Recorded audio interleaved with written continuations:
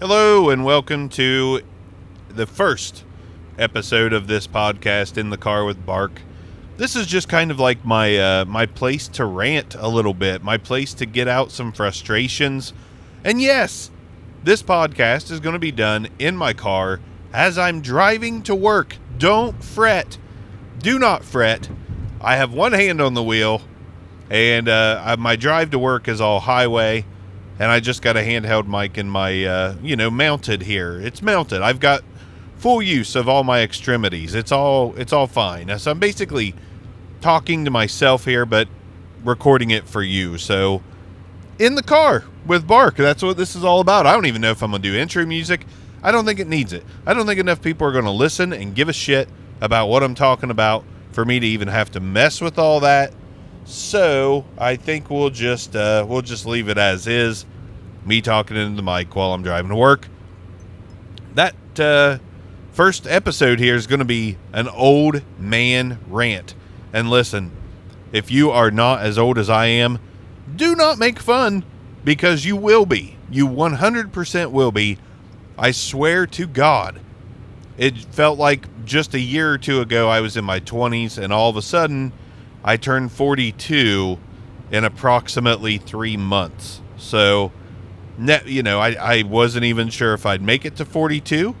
Don't know why I even say that. I just always had a fear of dying or accidents or this or that. So I'm not much of a risk taker these days. I used to be a BMX guy that would take risks and do whatever it took to get a little bit of a thrill. But once your knees start aching and your ankles are like, please fucking stop, dude. You stop. You slow down. At least I did. But that brings me to something like being 41 now. I'll call myself 41. Usually I just say 40 because after this, what's the difference? What's the point, But people, like rumble strips, rumble, people are harder to handle. And I know that if you're out there listening to this and you're late 30s, early 40s or beyond, you understand what I'm talking about. People, society, and it really does. It's kind of funny because you end up going in this direction no matter how hard you try not to. Like when you're, in your teens and 20s, you look at people in their 30s and 40s and you're like, why are they such assholes? And it's not so much that they're assholes. You figure out in life that your time is limited. Once you get to middle age, your time is limited.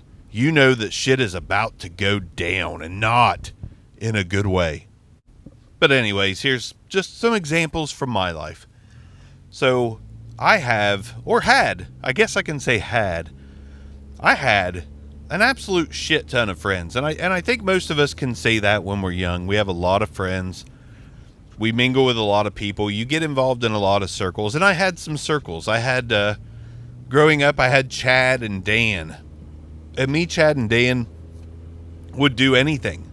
Like anything. Like these two motherfuckers showed up at my house. My parents' house. I was 20.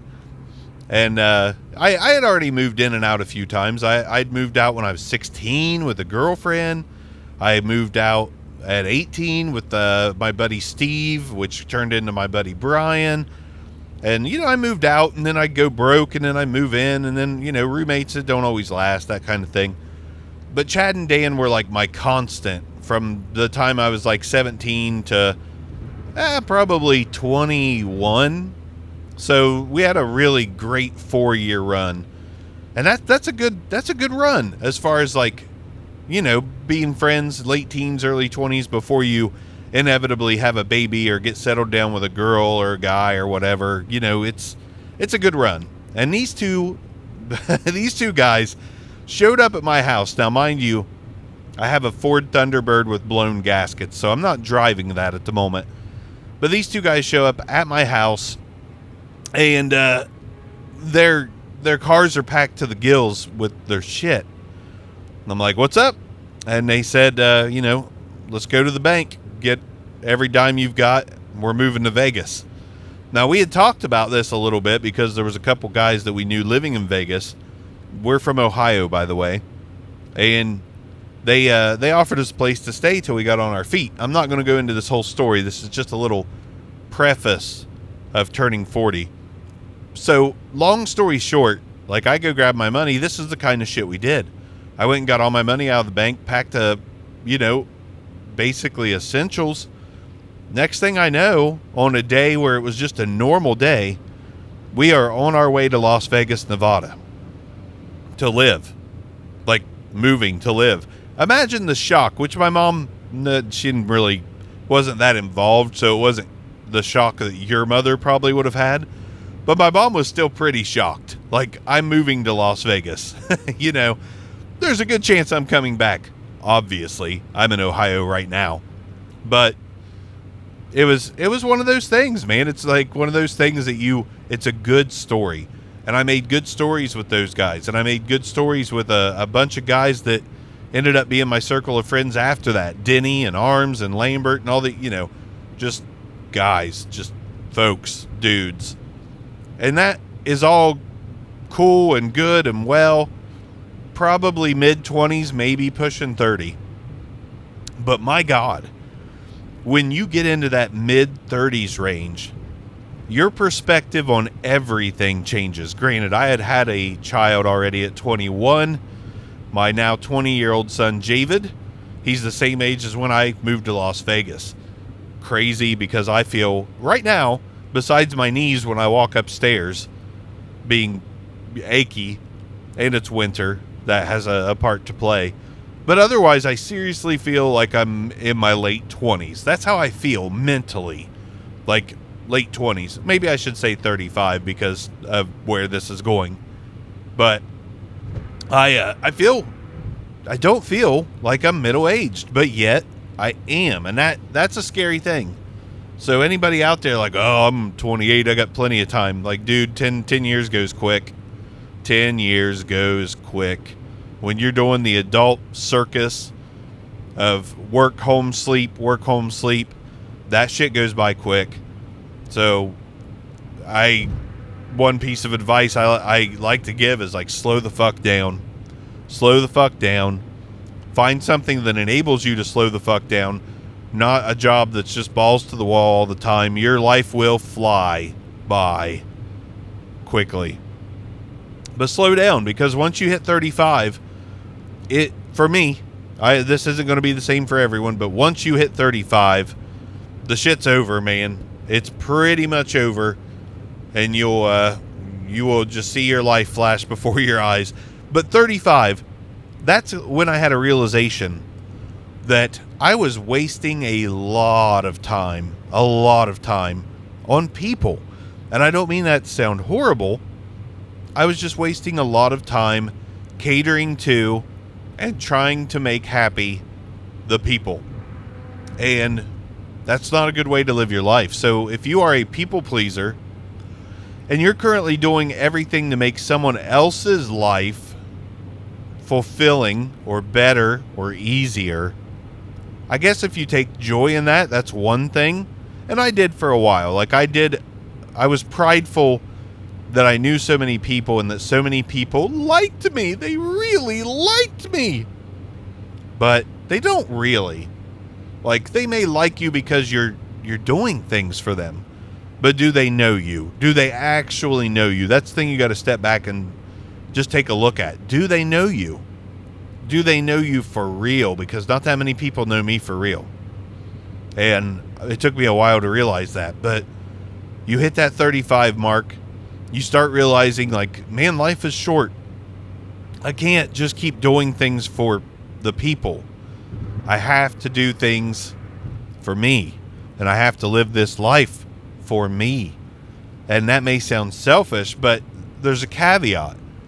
Like, you can still do kind things and good things for people on a basis of where, you identify people in need and not just people that are quotation mark friends. And it's a lot more fulfilling to help a stranger, honestly, and then to walk away knowing you helped someone and you're not going to be repetitively giving your time to them. There's something magical about that. Now, being friends, feel free to chime in. I'd say the best place to chime in right now would be Podbean. You can make comments on Podbean. You can leave a review on iTunes.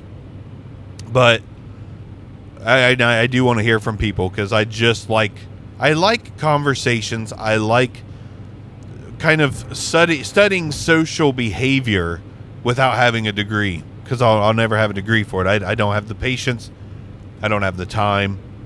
But to just kind of study how humans behave, you'll quickly realize who's a real friend and who is not. And I don't say that in a derogatory way.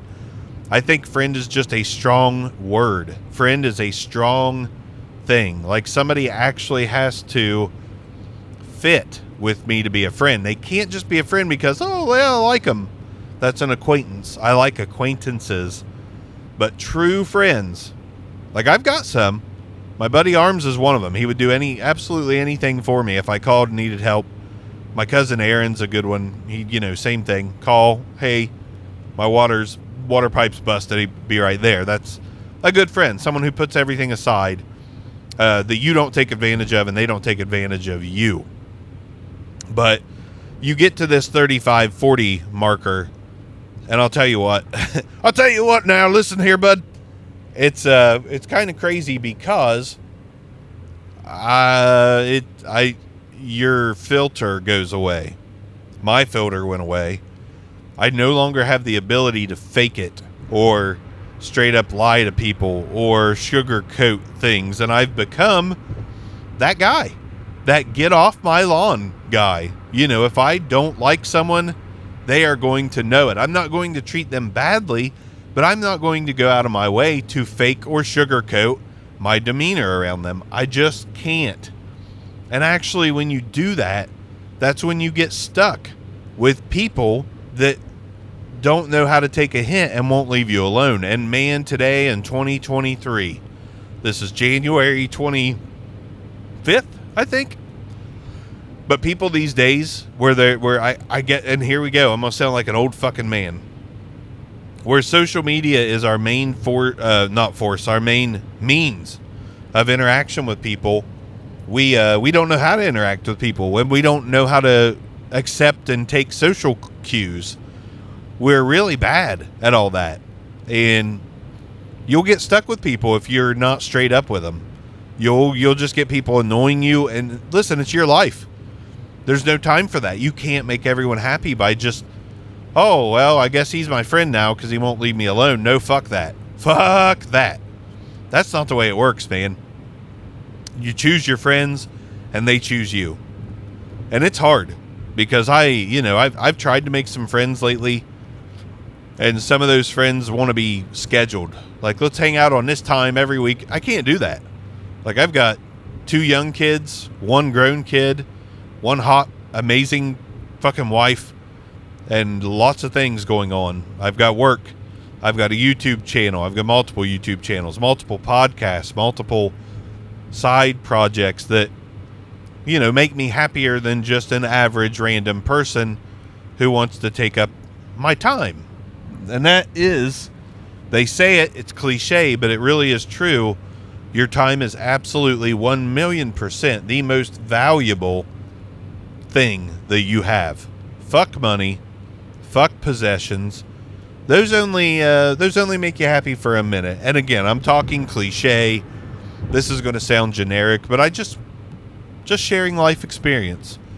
I've had nice cars, I've had nice homes, I've had nice things. They never really had any sustainability in my happiness. They were like quick rushes, quick adrenaline rushes when you get that new item.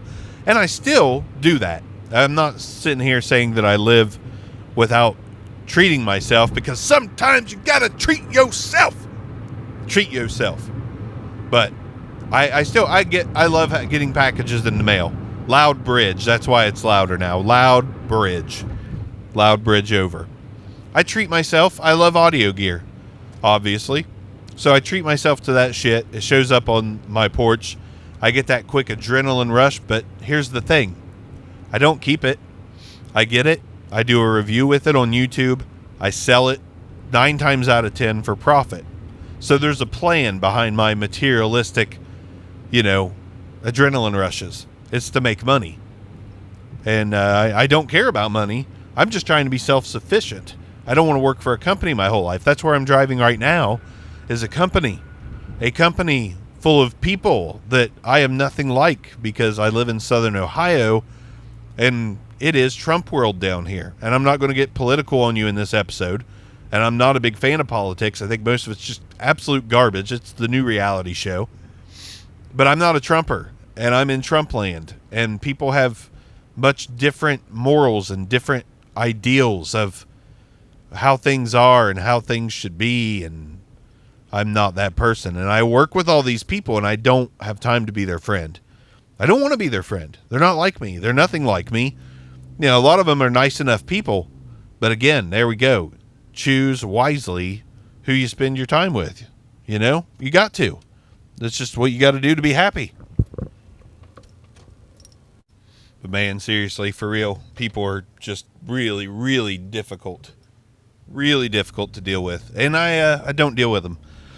I just don't. I'm very blunt. I'm very honest. I'll tell people, especially when people try to be windy and try to say something that could be said in a couple sentences, and it takes them a fucking half hour.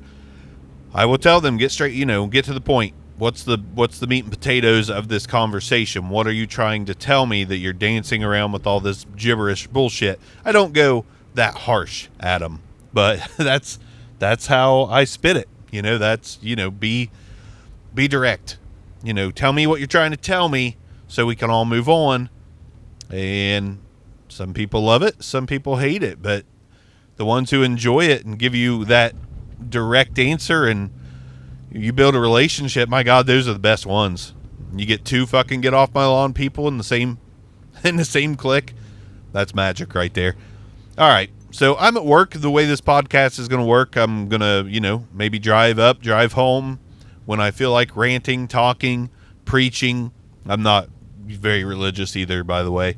I have faith, but organized religion, man-made, all that stuff, no thanks. We'll get into that, though.